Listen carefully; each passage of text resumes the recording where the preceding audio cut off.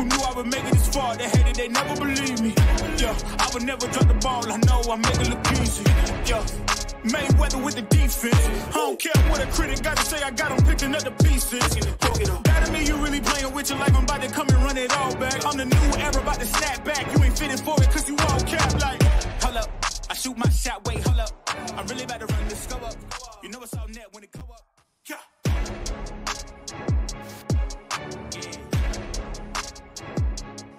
What is that? Some yoo-hoo? Some yoo-hoo, bro. Welcome to this week's episode of Off the Grid. As always, my name's Christian Marsh here with my best friend, Race Liberante. What up? What's up, everybody? First, dude, thank you to everyone who's been listening to the show. The feedback's been awesome. Being at the racetrack and having people walk up to us and talk about the show and things they want to hear. It's been great. So, first of all, thank you to you guys for being so kick-ass. Fucking sound effects, dude. See, we're figuring it out. Yeah, slowly but surely. But yeah, thanks, guys. I've actually been kind of overwhelmed with how many people have said something. A lot of parents, which is obviously pretty cool. A lot of things that have been useful information. So this week we are by ourselves, obviously, no guest. And I don't think we have to have a guest every time because there's plenty of shit to talk about without guests and, you know, even some backstories. It's awesome to hear some stories of what people have gone through and how they've gotten to the places they've gotten. And we've got, I think, some super cool guests coming up, some professional racers that I've been talking to that are friends of mine. I know Christian's got some professionals on the backside of the racing industry that we're going to have on to talk a little bit more about the career side of this outside of even driving.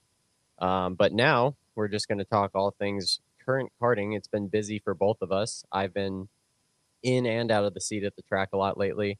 Christian's been working really hard with the Stars Championship Series in the NKA to come up with some new plans for next year and to finish out the year strong at the season finale / banquet weekend at MCC. So that's going to be pretty cool. Hell yeah. Yeah, and honestly, this week with the things on deck to talk about, we didn't want to implement anybody else by making them sit through it. We've got some juicy shit to go over. Yeah, there's a lot of current events on karting. I think the best way to start out is actually to continue a small piece of the conversation they had last night at on the Kart Chaser stuff and talking about this last weekend having 3 events really that kind of affected, 2 of them really affected the other one's entry list, I think, a little bit. That being obviously the Rock Island Grand Prix, one of my favorite events of the year. The Route 66 Sprint Series finale at Audubon, just a couple hours east of Rock Island. And then down in Texas, you had the Lone Star Grand Prix at Speed Sports. And which, you know, not really Speed Sports, but Texas brings usually a lot of drivers from that area to Rock Island every single year because it is the standalone street race of the season. Unfortunately, I wasn't able to go. I had to work. We had 11 drivers under the MPG RFWPK banner this weekend, so definitely had to get some coaching in and keep up with the kids, right? But bummer, me and Chase love going to that event, and we're going to go next year. It killed us to miss it this year. And unfortunately, the attendance, you know, just losing us 2 as drivers was 12 entries for the series between the classes we ran last year. So kind of sucks. Yeah, I mean, Rock Island's one of those events that, like, it's everything ebbs and flows, right? It's hard with a standalone event. I don't know, dude. It's one of those things, like, people like that event, but it seems like the culture's kind of leaning away from street racing a bit, which is a bummer because there's certain street races that are, I mean, super fucking sketchy. Not to throw any shade, but like I've seen videos of some street races with cobblestone walls and trees like lining the track with no barriers in front of them. That's a little unnerving. But I mean, Rock Island, for the most part, they do a good job keeping the event safe and making it fun for drivers. But like you said, man, it's one of those things where when there's so many events happening at the same time, it's a hard thing to navigate. And as a promoter, it's like impossible to navigate. I know that, you know, obviously all the primary series just released their schedules for 2023. And like we did communicate with like Mark and Neil from SCUSA, the Rock guys. Everyone's kind of trying to work together to make sure that nobody's on top of the other, especially for events that have a ton of crossover. But when it comes down to it, there's 52 weekends in a year and tons of events that happen. So at some point, somebody's going to have to choose. I know there's some conversations that have been happening about like what sorts of things make a driver choose. And I know that I've got a perspective from like the promotion side, but I want to know, kind of as someone who's still in the seat rather frequently, what would make you pick an event to go to? Oh, for sure. Like first thing first, the promotion aspect of it. Like, and I think that's a topic worth discussing because I think that's what sets aside some of these events or series from the others. I mean, anybody can anybody can put together a race. You know what I mean? Like the organization of the event. Not anybody, but a promoter can promote a race. I don't think that's too hard to do anymore. It's kind of black and white how to put the race together. But when it comes to the promotion aspect of it, to get the most exposure I can get out of it, because somebody that's not self-funded or never really has been, I got to have something to promote. So the media side of it's super huge. Having a photographer at the track, all those little things is what I take into account, even as, from a driver's perspective, as well as our business. Obviously if I can't get my photographer out on the track, then why are we there? Like we need to do our media side too. And it's cross promotion. It's just good for the sport. But if somebody doesn't see that fit, then we probably should be going there. So for me, that's number one. And that's why I like Rock Island. You get to race in front of a live crowd. Like there's thousands of people there. I'm pretty sure you probably end up reaching 10,000 new faces. It's not consistent across the board, but across the weekend or across the promotion, it's got to reach 10,000 new people at least, which is huge, which is, I think, what we need to be focusing on in the sport, because even though it's in a healthy spot as far as the economics of the sport, I think the dollars spent in the sport's okay right now, but I do think there's so much room for growth in the participation aspect of it. I mean, I wish I sold 20 sprockets a week to club guys locally here, and I don't. I sell 2, you know what I mean? Yeah. Or maybe 5 a month, instead of what I used to see with the kart shop kind of thing flourishing with participants. So I think it's super big to go to races that are going to promote the sport of karting and to help promote the guys that are promoting the sport of karting outside of the sport.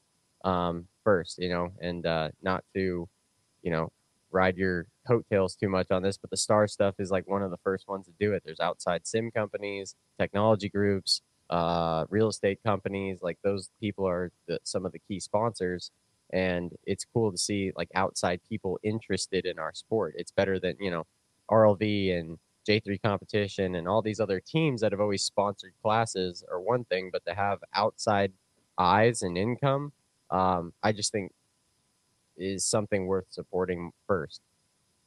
Yeah. I mean, I think like right off the rip, there's kind of 2 different ways to look at it. There's one which is like marketing within the sport, and then one which is marketing outside of the sport, which as far as like the marketing, I mean, really in general, I think the group that set the bar for that for the last decade and a half has definitely been SCUSA. For sure. Like Chris Ortenberger and Wyatt Lloyd and that whole team, On Track Promotions, just the quality of content and marketing that comes out of that program. People don't realize how lucky they are in the sport to have stuff like that. Oh, I mean, it's the crazy amount of media that is produced, and that Tom really put that crew together to come start doing that early. That's what made, in reality, that's what actually made the Supernats what it is. Like the reason, in my opinion, Rock Vegas, as much as I still love that event, and I end up actually racing that one more, as it's not the Supernats because of the production, because of the media behind it, the job that the team does to promote that event and make it its own one-off, standalone special event every year is what has set that event up to be so successful worldwide. I mean, that is one of the largest kart races in the world for a reason. And then people come from all over the world because of the promotion. So, there's always been outside sponsorship for at least that event. maybe not so much the Pro Kart Challenge or the Pro Tour every year, but I remember, they have a watch, BRM watches as a Yep. partner. They used to have Fixie Wheels, Fittipaldi at one point. So, there was outside sources interested in the market space. I believe Mothers has been a partner forever to that Yep. event, So to me, that's what makes that event so much more special, is like, it's not just another go-kart race, even though it's run like one, but it's promoted like a true professional event. Yeah. Yeah, and it's I mean, like I said, people don't realize how lucky they are. Like pro series like IMSA, and even like NASCAR, like they don't have promotion on par with what SCUSA's done for, like I said, a decade and a half. I mean, it was literally like Wyatt Lloyd went from being a racer to like he bought a camera and was like begging Tom to let him film the Supernats. And then I think that sort of like you capture that energy and things get bigger when people care about them more. So I think like the SCUSA Super Nationals, people care about winning the Supernats as much as they care about winning like a CIK World Championship. And that's something that you only get out of the Supernats. And like, I mean, granted, it's in Vegas. It's a big race. Supernats, in fairness, was a big deal before SCUSA was Tom's.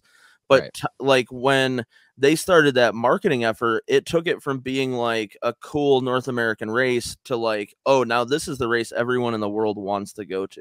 Yes. And Yeah, it that's went super from a important. national event to an international event 100%. overnight. Yep. And then the other side of that, like you said, is marketing, which Rock Island maybe hits more of this audience, is like marketing to people that aren't currently go-kart racers, Right. which is hard for a series to put their energy into. Like for us, we're trying to capture racers. We want people that are already racing.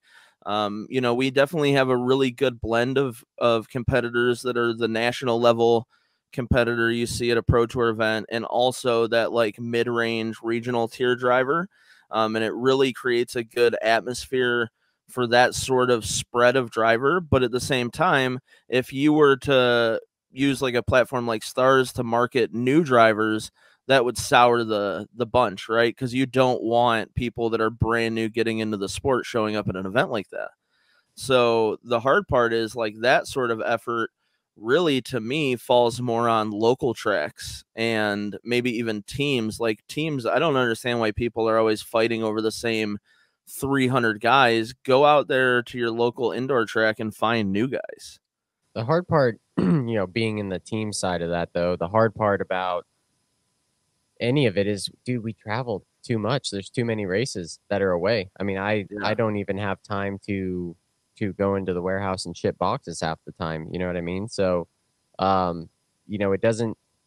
There is no time left to do interviews at schools with kids and put camps together, and those are things that for our schedule next year we are cutting back on racing, and we're going to start treating it like training more so, more like a football team would, where, the off weekends, you guys are still, instead of us going to another race somewhere, we're going to all get together at the local track and start training together and Yeah. actually work on the skills, the flaws that we have as drivers together. So that way we can, because I think a lot of people think you got to race, race, race, race, race. And I don't think that's really accurate, because really when we go racing, what we're trying to do is showcase the hard work we put in during the week and on the off weekends testing. That's what we're there to do. If you're trying to develop at the race every time, you're not developing. So, but as a team, it's really hard to break off like that, because a team makes their money at races. That's why you Yeah. see all the big teams traveling to even these races that are the weekend before these nationals. I can't stand them, because it's just too much time for the average guy to come try and compete. I mean, at the end of the day, you can get outspent in that scenario, simply because somebody else was able to take 2 weeks off of work and take their kid to the track for a warm up race and then start testing on Wednesday for an event that doesn't really officially start till Friday. So, there's a lot of that we've kind of ingrained into the sport as the promotion side of it, and these higher ups that are making these schedules.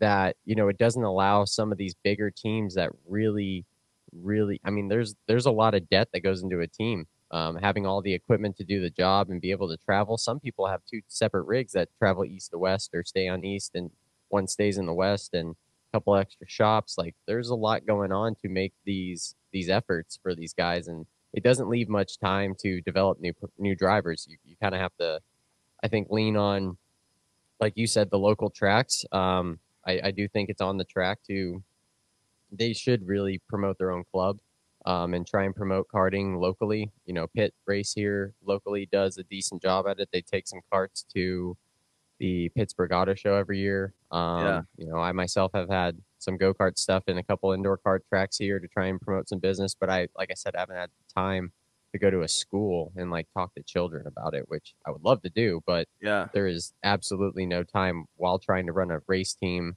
to promote our brand, you know, to do so. So in my opinion, I think, yes, you got to pick and choose. This is where a team has to pick and choose what's going to benefit them and somehow still try and balance the local act, you know, because I do think it's really important. I think this business model that most of the teams have become accustomed to, a lot of guys used to have a shop, a local kart shop, and then they had a traveling team.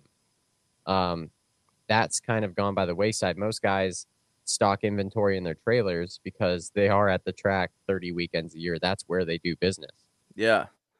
Yeah, it's I mean, there's obviously people that are going with maybe a little bit more of that training approach, not even necessarily here in the States, but I see like David Serra, not with kart class, but with Serra driver development and his physical team he's running. He's constantly at the track doing like drills with cones and braking exercises and passing exercises, stuff like that. I assume he's seeing, you know, good results on it, at least based what we see from his marketing efforts. But like you said, it's hard for teams to justify not going to a weekend and making money and paying bills, and not even just the investment in equipment and that debt, but the investment in people. Like, one of the biggest expenses is probably mechanics and flights and hotels, and especially right now. I mean, yeah, travel cost has gone through the roof. Which, you know, honestly, that's on the parents. At the end of the day, like, if you want to sit there and complain about how much a mechanic makes, like, I know I put a big Facebook post out about mechanics making too much money, and I truly feel that way. Like, some guys are not fucking worth $350 a day, and they don't even have the tools to do the job. You know what I mean? Yeah. But at the same time, that is the biggest complaint on an invoice that every time I send out is the mechanic cost. And you got to chalk it up. The guy's $550, $600 a day by the time you pay him, feed him, lounge, you know, house him for the weekend, and get him there. 100%. You know, you might as well factor in $750 a day for a really good guy.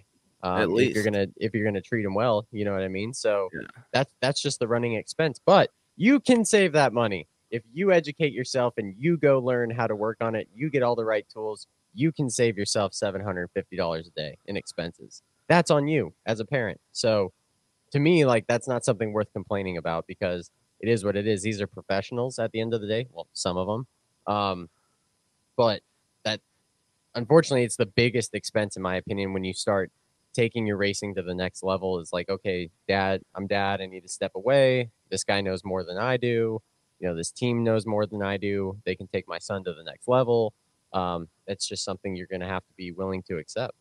Yeah. And I think, like you said, there's mechanics that aren't worth $200 a day. There's definitely, though, on the same note, there's mechanics that are worth $750 a day, you know, and 100%. even some that are worth, I'd say, $1,000 a day. And it's one of those things where, well, no, let's back up. Those aren't mechanics anymore. Those are tuners. Those are tuners. Let's make there's a big difference between a guy that can spin wrenches and a guy that can make decisions. 100%. And that's something where, like, a tuner elevates a whole team.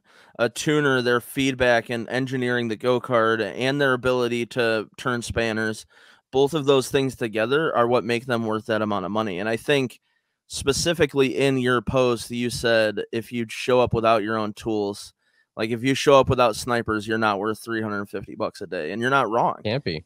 Yeah, it's one of those things where it's like, if you're, you know, if you're in that industry, and there's a difference between someone who's a mechanic at a local level and someone who's going to be able to turn wrenches in like a high energy event like the Supernats, or something like that. But Or you've even got to just the be. cleanliness of the difference of those people. I mean, the guy that you don't have to tell at a national event, like you always take the freaking motor off every night because you clean it, you maintenance it. Like Yep. we stack them up in lines, and that's all I do at night is go through carburetors and check squish. And I need that thing off. But when you got to explain it to a guy, you're like, come on, dude, like this is the pro stuff. We're trying to be pros here. We're not, just Yeah. wiping it off the dust and throwing it in the trailer for the next day. 100%. And some people aren't ready for that step. But yeah, I mean, that expense is high. Like you said, you could learn to do it yourself. I think the problem is nowadays most people don't have tools. I think I that just think there's so many other opportunities to be hands off to make a living. Like some of the guys I meet in racing now are technology people. They've never held a wrench in their life. You know what I mean? But they love racing. They just don't know how to do it. But again, it's like it's up to you to be able to educate yourself if you want to save that money. I mean, nobody's asking you for software advice if you're a software technician or whatever. I don't know. Yeah. But it's just this is a profession for some people, which does add an expense to it. I don't think that's you're starting to see a lot, actually, in my opinion, a lot more of the parents. It's almost like the generation skip, like the guys that were, like I don't even know, like my generation, the millennial generation is even not very hands-on really, but it seems like the kids like Buddy's age, the kids right now that are, I'd say 12 to, or maybe 11 to 14 are a little more hands-on because it seems like their parents were the last generation that were hands-on, you know what I mean? And they've seen kind of the transition of that because I have kids that are 17 years old that don't know anything about anything, wrenching wise. And then I've got 13-year-olds that are disassembling their own go-karts now. So it's kind of strange, but yeah, I mean, that all adds up. Back to, I guess, the topic since we got offhand there. What races do you go to? How do you choose the schedule? How do you choose which ones you have the expense at? Because that kind of all weighs into it. Some races that I see guys that when they go to PKS, I got customers that won't work for their own kid and they'll hire a tuner or somebody that's a little better at coaching them or whatever it may be. But then at, local or regional, they'll do the job because they do know at least enough to get them going and get them going pretty good. Yeah. It's one of those things. I've been seeing this conversation, whether it's on the other Kart Chaser podcast or people talking about like payouts and stuff like that. And man, I got to tell you, like, from my perspective, I don't think that's the way to get drivers to these events, because the reality is there's only 10 guys in each class across the country that are going to get that money anyways. So like if you put up, 20 grand to win, 20 grand to win a race, and it's an X30 race, it's going to be like Ryan Norberg, Garrison, Massami. Like there's only, 5 or 6 guys that are really capable of making that happen. So if you're trying to fill entries, those guys are going to be there anyways. I don't think that's what's making people come to events. For us, not every event for sure.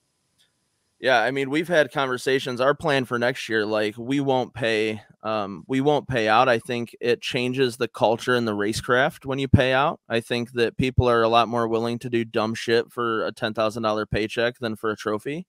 Yep. Which we obviously we know that's true, but I'm way more invested in supporting the teams that support the series. Like I would way rather take that money that, series are paying to drivers. And our plan next year is to come up with some sort of buyback program for teams that support the series, because that's really, without the teams, I don't care what anybody says, teams tend to tell the drivers where they're going that year. Like, a team says, if you want to run with us, we're going to the Stars Championship Series, USPKS, Florida Winter Tour, and Supernats. And then that's, then their customers pick and choose from those. I don't know. Yeah, I think it's more important. I think it depends on the event, really. I mean, if it's a championship, maybe having a purse for the series, the championship, a small purse, whatever it is, great, cool. Prizes, however you can justify it. But for like a Rock Island Grand Prix, it's a show, and I think it's promoted that way. And maybe that should be a come grab some money, race. Pay down 100%. pay down to the top 10. You know, I don't think the amount is as important. You know, I think you see like Supernats, it's 10 grand to win, but dude, we all spend 15 to win 10. You know what I Yeah. mean? So it doesn't change. I Well, do think, you know, one person spends 15 to win 10. The other, 50 people in the class spend 15 to win nothing. exactly. So, Yeah. but that you're going, you know, it's a it's a terrible crapshoot to go into that and think you're going to spend less. You know, that's Yeah. just not the way racing works. So I do think they're, you know, for the shows, you know, the one-off shows, the street races, like that is cool to get some incentive going to show up in street race and put on a show. 100%. So I do think those races need to be $2,500 to win and pay down to 10th, Yeah. which I think is doable. I mean, local sponsorships pretty easy to get there. Local B2B deals for the event, super easy Yeah. to do with restaurants, bars, and vendors and things like Especially that. for So one-off events like that, for sure. 100%. So, you know, those I think definitely have to have a payout. Supernats has to have a payout. Rock Vegas has to have a payout because if there's no incentive to win a championship at it, you know, the trophy's not good enough for, in Yeah. my opinion, for one race. Like for a one-off, I do feel like a purse is necessary to draw the attention of the crowd, and it's up to the promotion to build the hype to get the people there. As far as a championship goes, I would much rather it be like the Road to Indy program, to where there was a scholarship to a driver or a team that won that championship or both. You know, even some of the races that we used to do in traveling circle track stuff. I mean, the teams that brought X amount of people even got tow money from a certain Yeah. distance away. Like you got paid to show up. And I think that's Um, that's the program we're going after next year. Is like there'll be tiers based on how many drivers teams bring, and then we'll make sure that they feel the financial, gratitude of that when they show up at our events. yeah, I mean, I feel like that's you're giving somebody else an incentive to do better for themselves. Yeah. Which I think's cool. I mean, if that's possible to do, I think that's a home run because as a team owner now, like I would much rather. It doesn't honestly for as a team owner, it doesn't do me any good to bring my sponsored driver and then him go win $2,500 cash. Like that's his money. He won it. Yeah. 100%. So I would much rather get a check from Stars every weekend. I brought 10 drivers. Like here's your $1,000 check back. Thanks for coming and hauling all these guys out here. See you at Yeah. the next one. Yeah, for sure. And it's one of those things where like, not to like start any shit or harp on anybody, but I feel like the sport has kind of gone this route where like it does kind of it's like milking the teams a lot without offering any real value. I mean, and granted, I understand that at some point, like with parking space and stuff like that, you have to make people pay so that they're not just taking up absorbent amounts of space and they're mindful about, how much space they take up, but especially at a place like the Supernats where there is no extra space. Like Right. if you open a generator door on your trailer that you didn't allot for, you're not like it's not happening. Right. Yeah. You are up against one another at that event. Yeah, Or so I unless you get want to be that, parked in but the next parking lot, which nobody wants to be out there. it's one of those things where like, I think it's really important to me, and I know to Joe too, like that teams feel welcome at Stars. I know we had our first team principal meeting at New Jersey, which it was long being the first one, but I think it really did help clarify some things and just open that communication from the people that are literally we need the teams and the teams need us. So it's got to be this symbiotic relationship where we're working together. And I think that there's almost, outside of making sure everyone feels like we, appreciate them being at the event, there's nothing more important than the teams knowing how much that we appreciate them being at the event. Yeah, at the end of the day, I mean, like the culture of the mom and pop teams is slowly dying, which sucks. And I hope that doesn't change. But that's not saying that you guys don't, do a lot for them too. Because I think just even utilizing Discord as a communication center is for the mom and pops. It's for the individual. It's for the drivers, the kids, because every kid nowadays knows what Discord is. If you don't, like, that's your problem for being behind the times. But that's an open line of personal communication straight to you, straight to Joe, straight to anybody you need to talk to in there. You can actually communicate with. So as much as the teams, yes, the teams are super important because those are who bring the majority of the customers. They're the ones, without teams there, the mom and pop guys actually don't usually show up. Yeah. You got to have competition. You got to have people sponsoring drivers and putting good drivers in the seats to even build the foundation of a successful professional karting series. Or you at a regional, national, whatever level you want to be, you still have to be pro. 100%.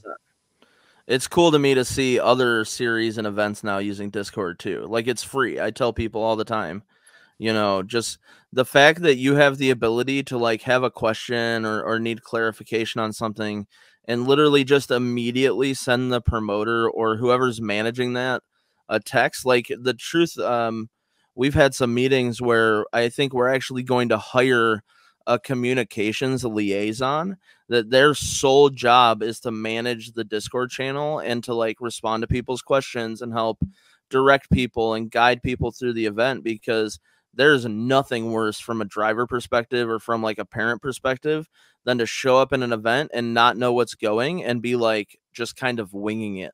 Right. And like that uncomfortable, like obviously guys like you and the rest of the big teams, they know what to expect when they come to one of our events because it's the same, kind of structure as most of the other larger events. But if you're new to that and you're kind of trying to make that step, that can be super intimidating. Yeah. Yeah. I mean, it's just doing little things like that. And it is nice to see others, I guess, opening that line of communication a little bit more. I just think it's healthy for the sport doing so. I mean, it just doesn't make sense not to. Like, we went through an instance this weekend that was just fucking ridiculous. But we were at an event. What was it? To walk me through it. Well, so we were at an event racing this weekend. It was the last event for the series, and we have two drivers in second and third in points in junior 100cc. The points leader going into the weekend apparently, I guess, got injured somehow, broke her leg.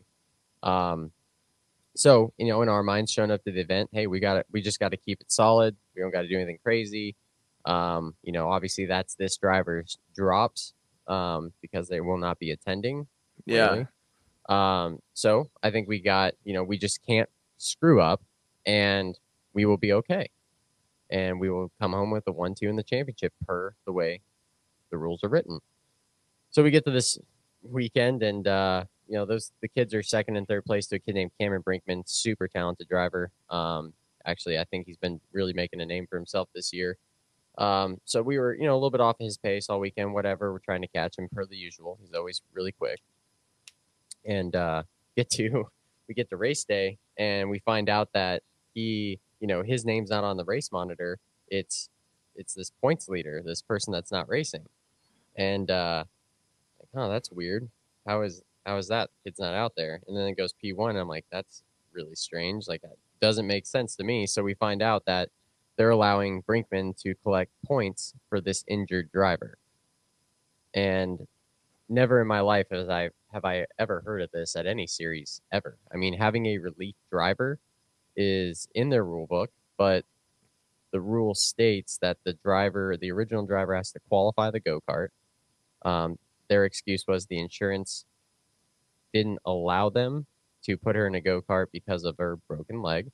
Makes sense. Right, obviously. Yeah, makes sense. But that still doesn't give it like the pass to be like, okay, well, this guy is going to run the equipment. It states that the driver has to qualify the go-kart, and it has to be that go-kart as presented in qualifying. Well, the driver clearly couldn't qualify the go-kart, nor was it that driver's go-kart that they had been in all year. So it was their own equipment, this other driver's own equipment. And he flat out kicked our ass all weekend long. I mean, he did the one thing they did make him do is start dead last in the pre-final.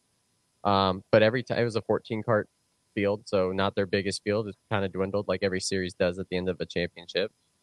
And he drove through the field every time. One got maximum points every single day, which the previous driver had never done, which is okay.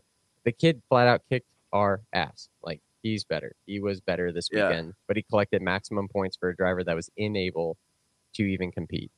That's and that's the we lost the craziest thing I've ever championship. fucking heard in my life. Yeah, I That was is blown away that at the ability, and this has nothing to do with the families involved at all. Like Brinkman's a hell of a driver. I even went up to him afterwards and was like, "Hey, dude, there has definitely been shit talking coming out of our tent because this pisses everybody off, and it's not just our tent that's pissed; it's half the paddock."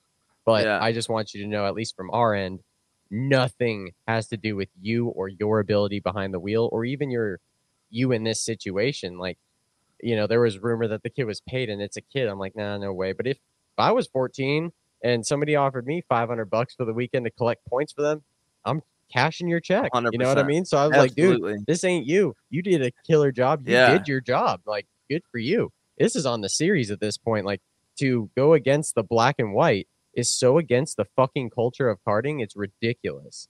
Like, it just pisses me off. And this isn't a Man. bash at any series. Like, this is the part I hate about all of this.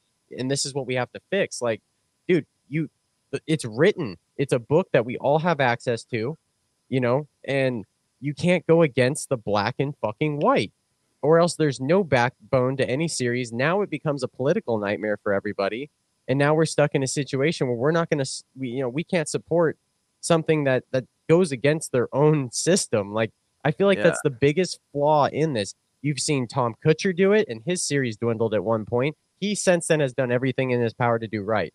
And I think he's done a good job at that. You saw IKF and WK in the past let things slide, and that's when they dwindled. This is every time a promoter does something like this, this is when things start to go downhill. Every fucking time. It's like, dude, just stick to the program. That's all you have to do, is not go against your word. And I get it. He was probably just trying to be nice and do something like, hey, they came to him probably saying something like, oh man, we're out of this. This really sucks. We're going to lose a championship this way, blah, blah, blah. And, as a human, you're like, damn, yeah, that does suck. Like, well, if we let somebody sub, no problem. But it's in the rule for a reason. You do allow subs in one instance and one instance only. You can't go against that at that point. Or really the fix for it is you don't allow substitute drivers. At the end of the day, this is go-karting. Nobody's getting paid to finish the race. There's no sponsor pissed that the car doesn't compete in the main event. You know what I mean? And it's not a team-based program. Like, No. the only reason you would need a sub is like an F1 when there's a constructors championship that 100%. also matters. Right. Nothing But matters even then, past the kids' championship that was now not actually earned. Like, I just don't know. And then I got to go back to our 10 and explain to 13-year-olds that you just got fucked. Yeah. Dude, and that, like you said, it doesn't even matter that the rules bullshit. Like, that's not the debate when you're trying to handle these situations. Not at all. The debate is, how is the rule written? And that's it. That's the end of it. Like, even if a rule is bogus or doesn't make sense or it fucks somebody over, if you follow the rule in black and white, then you never have anything to apologize for. Well, I think, and like, maybe it's something you bring up later, like, obviously if they don't change that rule now or fix it in some way, past this problem that just happened this week. I mean, if that promoter doesn't see that they clearly created another issue trying to solve a smaller problem, and that's shame what it on does. them. Right. That's what it does, man. And it's hard. Like, we had an instance at New Jersey, which was obviously a shit show in and of itself. But in the KA Stars class, I think it was off pole, didn't get off the grid, was having trouble getting started, didn't get off the grid, held the entire lineup. Mm-hmm. And in our rule book, there's a formation cone and a commitment cone. So when you get to the formation cone, everybody grids up. When you get to the commitment cone, that does two things. It closes the grid. And it also, like, if you're trying to advance position, let's say something happened on the out lap and you're not in your starting spot and you're trying to catch up and advance position to get to your starting spot, at the point where you get to the commitment cone, that's done. You have to just funnel into line and that's the end of it. However, in the rule, it says, that and we don't waive starts off for anything other than if it's unsafe. But it does say that if the start is aborted, all of the cone procedures are reset, meaning if you were trying to get back to your starting position and you didn't get there and the start gets aborted, you are just the luckiest motherfucker on the planet. Because like this guy was. Yeah, because now you get to get there. So, and here's the thing is, it was in part the fault of the driver in question that the start got aborted.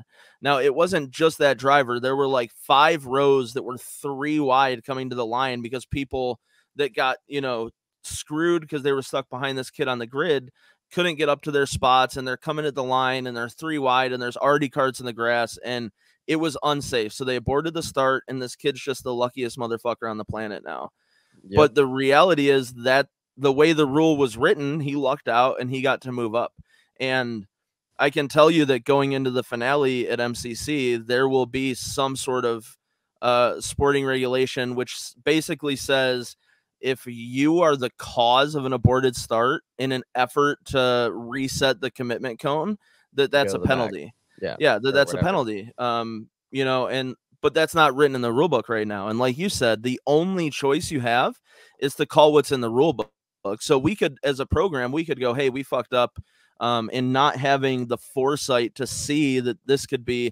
Because if I'm a driver and I don't make it back up to my spot at the commitment cone, I'm fucking driving the go-kart into the grass sideways to make sure they abort the start so I get 100%. That spot back.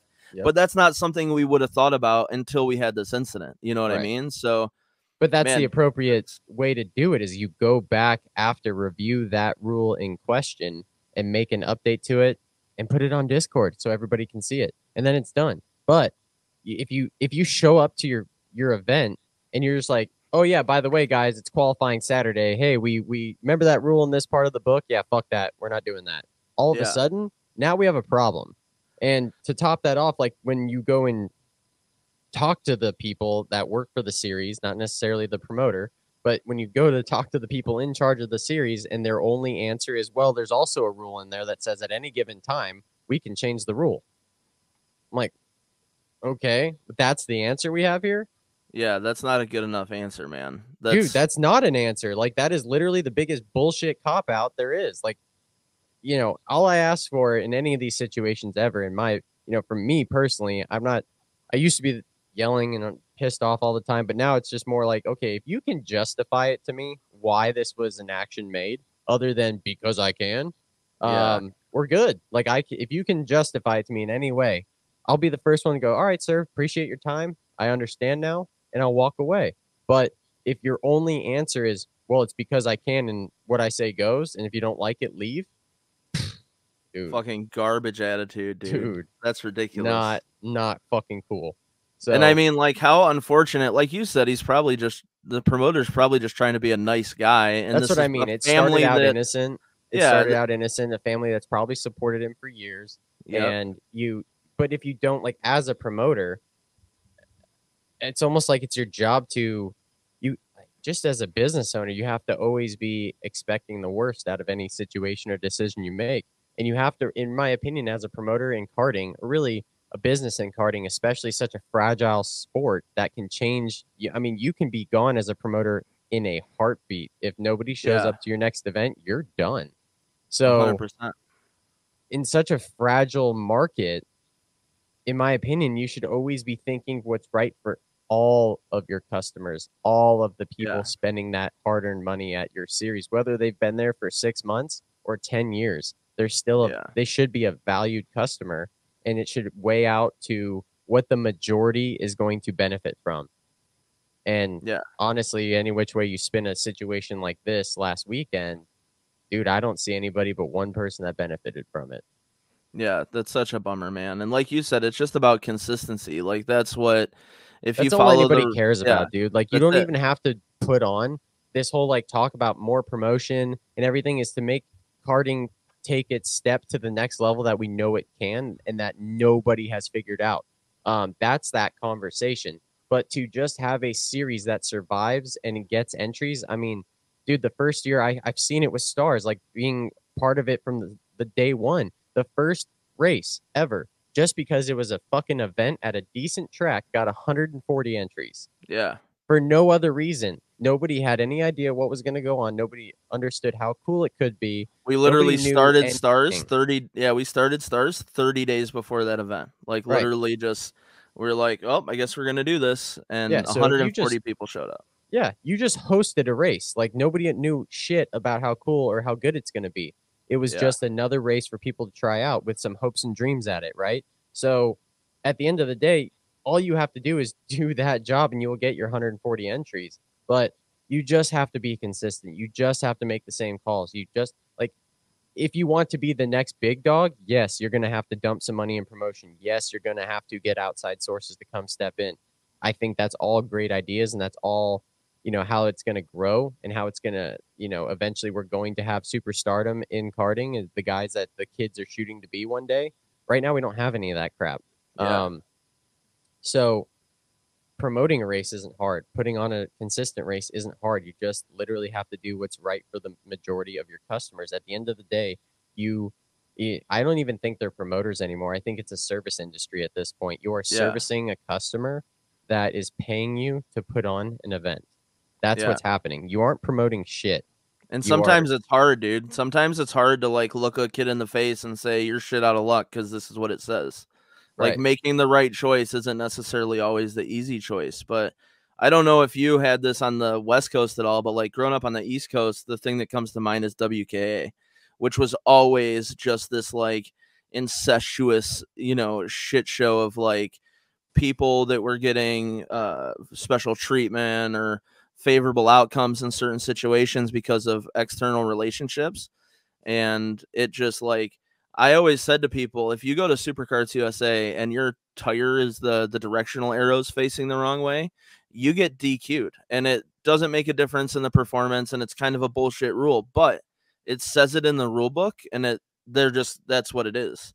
And that's way more valuable to like adhere to your rule book with absolute, like, that's the Constitution, dude. Like, you don't fucking, it doesn't get changed.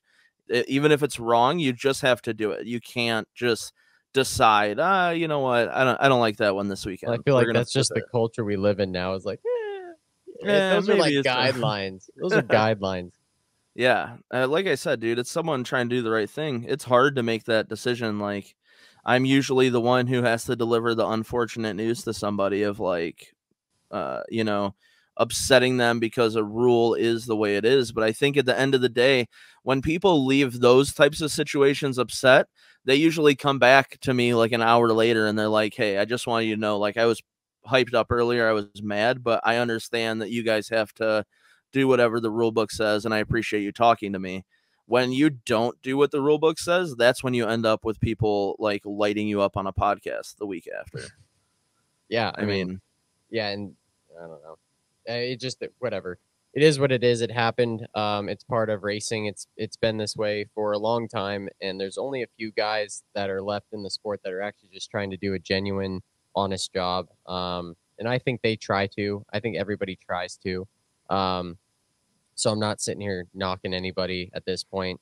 It's definitely frustrating, but again, it's part of racing. I've been doing this my whole life, and I've seen, you're talking about back to WKA days. I can go back even as far as IKF Region 7, and that was considered a club with a board and everything, and half the board members were parents of kids in Junior 1 and Junior 2, in HPV, and you're like, dude, like, or they're motor builders. Like, how crazy is that? Dude, any of that stuff, or even the guy that supplies the tires is on the board. You're like, man, this is so corrupt. But since then, that stuff's gone away for a reason. These sole promoters now have kind of stepped in and started promoting things their way. And again, I don't even consider them all promoters. I think Joe does a great job promoting with you guys in the NK and Stars.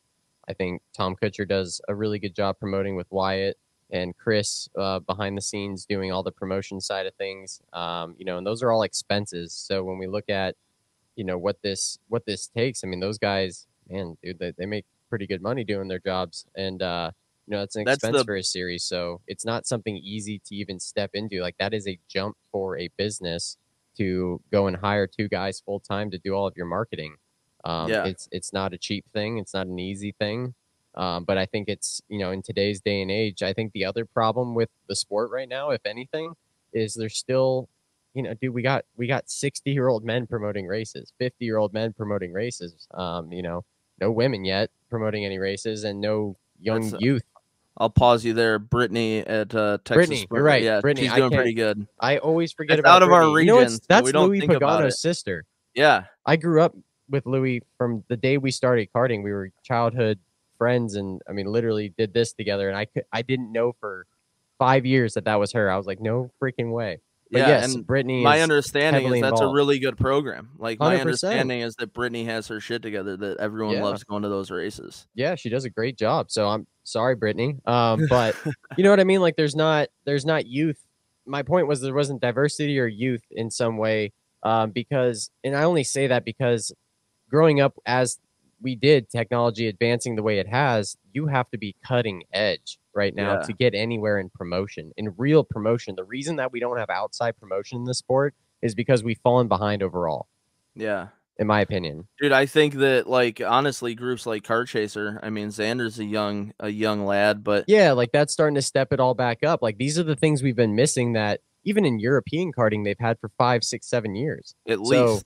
yeah, I mean, it's super important to, like, I think if I was a promoter right now, I would almost be stepping aside to some of this kind of stuff and putting guys like you in position to do what is trendy right now. Like Yeah. I mean, dude, I'm 27 now, and I got kids that drive for us that are 12, 13, 14 years old that, you know, I say a word and I just remember being that guy listening to a 25, 30-year-old say something like, oh, that's dope or something like that. And the kids are like, dude, no, we don't call it dope anymore. Like, you're so old, you know, and they've got some new word for it. And, Yeah. but like, I think all that stuff really matters. You know what I mean? Like the guys 100%. that are in our millennial kind of age group are the ones that are in charge of the promotion now, in charge of trends, in charge of, you know, we are in charge of that stuff, and having people to help influence your promotion and your marketing that way, I think is huge, and it's a step missed. Like there's definitely a lot of things and a lot of risks if I was a promoter I would be taking right now. Now, I'm probably not the right guy to organize an event, but I think even like from an idea standpoint, like it would be just crazy shit that was off the wall, but it may not Yeah. work because it's too crazy. You know what I Yeah. mean? And So in fairness, I don't know about you, dude, but I'm broke as fuck. I couldn't put on yeah, I these can't races promote. without I Joe. can't. Yeah, I can't. I definitely couldn't promote anything right now. We'd have to rely on outside sponsorship Yeah. to even get off the ground. Yeah, But 100%. So if you want to sponsor the Off the Grid podcast, email us. yeah, we will have an off the grid race. Yeah, That's actually a good 100%. name for a street race.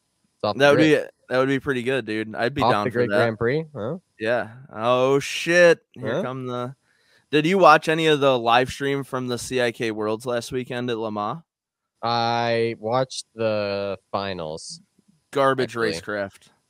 Yeah. I don't know about you, dude, but just the fucking Euro swerve, like the 2-move blocking stuff, it drives sucks. me up a wall. It sucks. I mean, Now, not and only like does it especially create there, like you really can't give somebody the bumper. Like every Yeah. class has pushbacks. yeah. Like, dude, you can't even get the guy out of the way, and he can double cross you and cut you off. And dude, it's crazy. Not only is it so dangerous to have someone going from one side of the racetrack to the other, but it makes the racing garbage. You can't get around anybody. Like it's kind of disappointing to see. You know, I don't know if it's like, I don't think it's an officiating issue because I know that at least a bunch of the people that I'm connected with that were competing at the event, like there were a lot of penalties issued and things like that. Like they're pretty on top of that stuff. I feel like the penalty thing though, and it stops when your race is over already. Like if I don't know, I've definitely been in positions where I felt, and I've since then matured, but where I pushed the bumper in early, and I'm just like, you know what, dude, I'm just gonna fucking get where I need to go. You know what I mean? 100%. Like I'm going from A to B, and if you're in the way, you're in the way. Yeah. And that's not the right approach, and you end up ruining somebody else's race potentially because you're technically out of it. At the end of the day, so I just don't see, you know, if you dump one guy off the track, whether it's an accident or not, your race is pretty much over at that point. So just keep blocking or doing whatever you had to do to survive and take the penalty. But I don't feel like I just feel like there's a gap between, like, there's still a lot of us get our penalties early in the race nowadays, like really early in the race when things are tight. And after lap 5, if you've got nothing to lose anymore, then here we go. It's almost out for me, but it can't be for you. Yeah, that's part of the debate too, is like at Stars we use the Pixelcom light system from Track Systems, And we actually talked to a sports psychologist from Miami University, and they basically our discussion was, how should we deliver penalties to people? Because that's always something that's hard to navigate without, like, you don't want to create a situation where there's drivers pissed off in the scale line. You don't want to create a situation where people don't know they have a penalty until they show back up to get on the grid. So what's the best way to go about that? And the sports psychologist basically told us the sooner you can do it, the more effective. So we literally started showing investigation flags and cart numbers while drivers are on the track. And it seems to be, pretty positive in the way it like immediately cleans up the racing. But at the same time, like you're saying, if you already know, I mean, listen, if we show you an under investigation flag, you're probably got the penalty. Well, and you know what you just did. And you know what you did. But if you've got the penalty, are you just going to fucking blow through people? And I mean, we will, like at our program, at least, we'll stack penalties. We've had drivers come off the track with 60-second penalties. Yeah, I've had a couple. But it's one of those things that, like, what's the answer? Because like you said, if I'm a driver, especially when it comes to the pushback, if I push my bumper back going into turn 2 on the outlap, I'm just fucking, especially at some of these series that don't necessarily, they rely more on the pushback and aren't necessarily making avoidable contact calls, dude. I'm just mowing through the field after that. Yeah. I mean, if there's no calls being made, then just keep going. But that's where I think, I also think that's the problem, because I think the fix for all of that is, like, dude, which I like about stars, you can still race hard. Like, if the dude dicks me on the track, like, I can get him.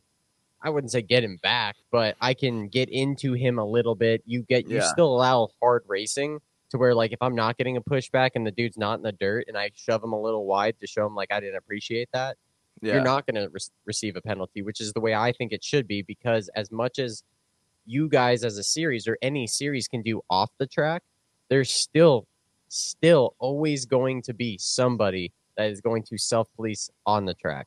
And I feel like that's just right. Like, at the end of the day, if everybody knew out there, if I knew everybody I lined up with, if I side potted that they were going to shove me in a barrier, if I knew that about everybody in the field, and I just knew that I had to have a certain amount of courtesy and respect for my competition all the time, you'd see no incidents. You'd see cleaner racing.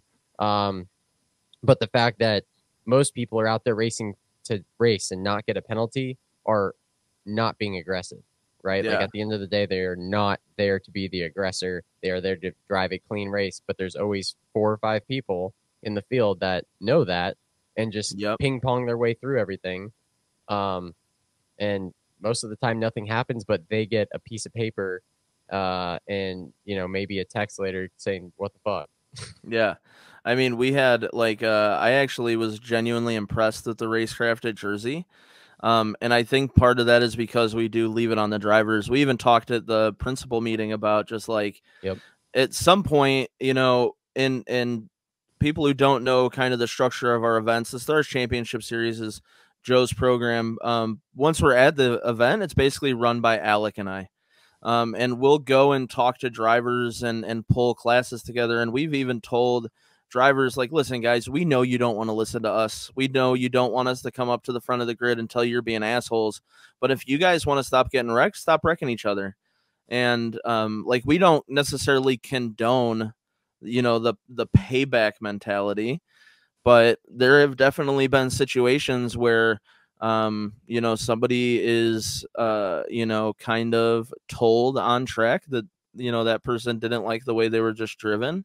And like you said, that's part of racing, as long as it's not flagrant. And I've had, you always have that person come up to you that's like, "Oh, did you guys not give this guy a penalty? I'm going to fucking light him up the next, if you guys aren't going to call it, I'm going to teach him on the track."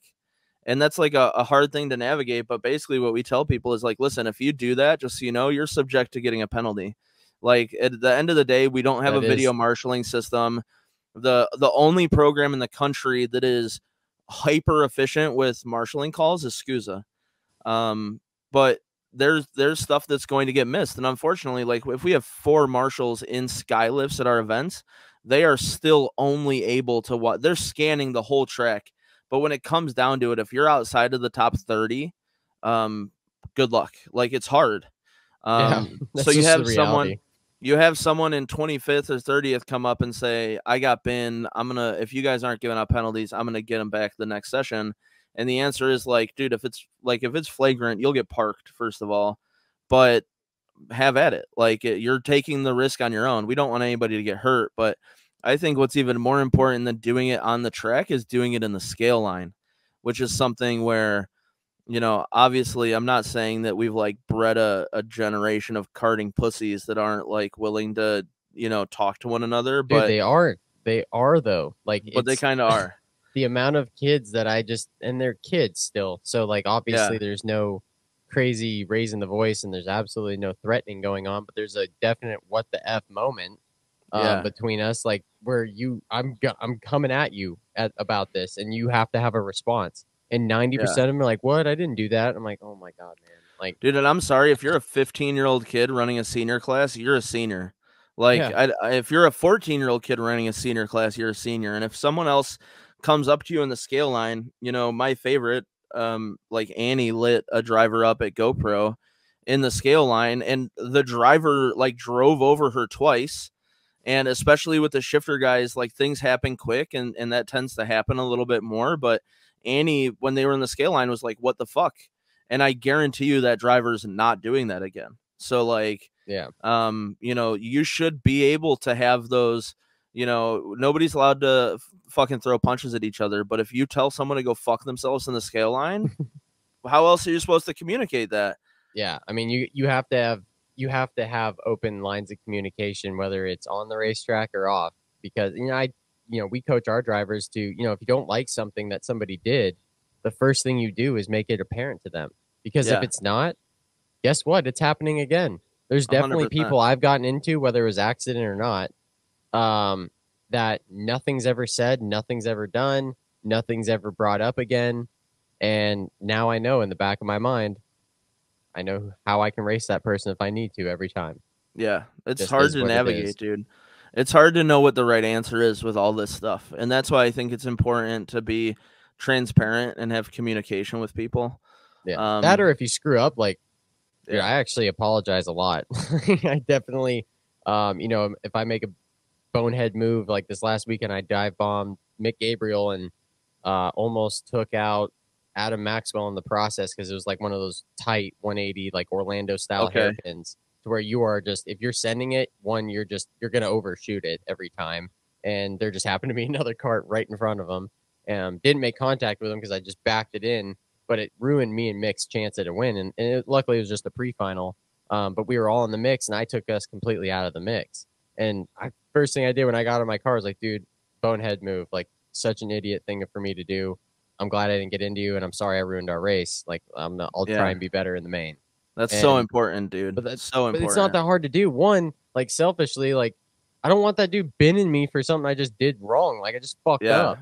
Like, I didn't mean to do it. And two, like, it wasn't on purpose by any means. Like, I want to clear my conscience too. Like, yeah, that wasn't on purpose at all. But if I do something to you on purpose, I'll be the first to not apologize. Swear.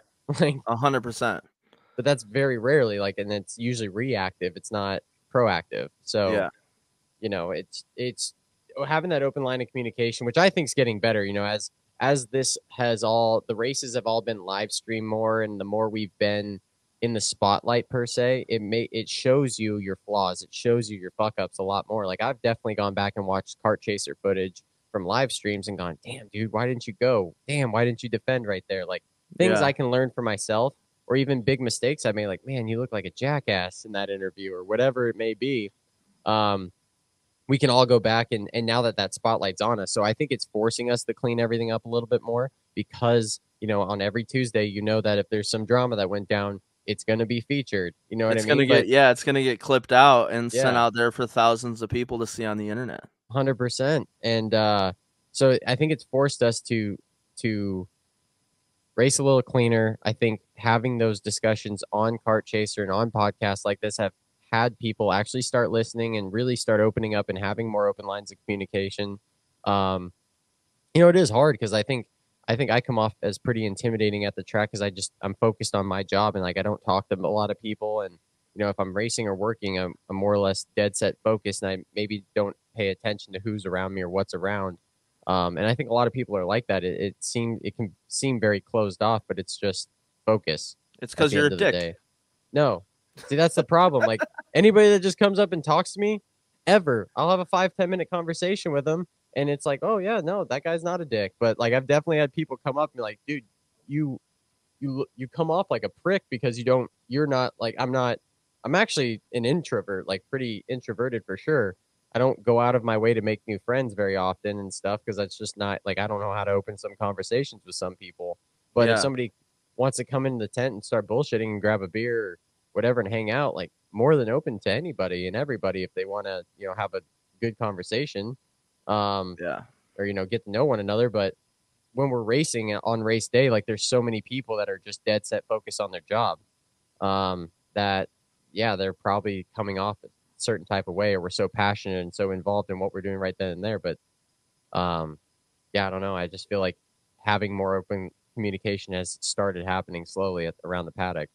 All in all, dude, I think the sport's heading the right direction. Like I think that collectively things are getting better. Looking back at how it was in, like 2015 to 2018, 2019, like the sport is in such a better place. I think it's in good hands with people like yourself and other teams that are really, pioneering, like, taking charge and changing the sport for the better. Other promoters that are doing great. Well, I think the weak are getting weeded out. The guys that have been holding the sport back for a little bit. You've got so many people starting businesses within the sport. I mean, whether they're manufacturing something, promoting something, coming out with a new product of some sort, digital, or something we can bolt on the chassis.